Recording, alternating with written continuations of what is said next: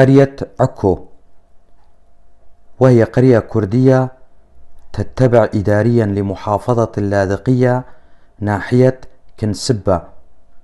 عدد سكانها بين 7 إلى 9 آلاف نسمة، كلهم كرد ولكنهم لا يتكلمون الكردية. يعمل أهل القرية بالزراعة وتربية المواشي. هذه المعلومات أرسلها لي أحد أبناء منطقة جبل الأكراد، وأنا ألقيها بصوتي.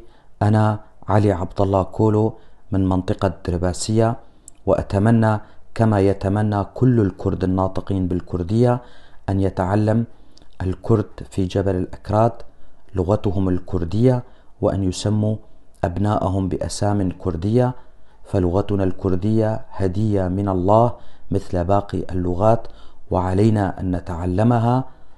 دمتم أهلنا في جبل الأكراد.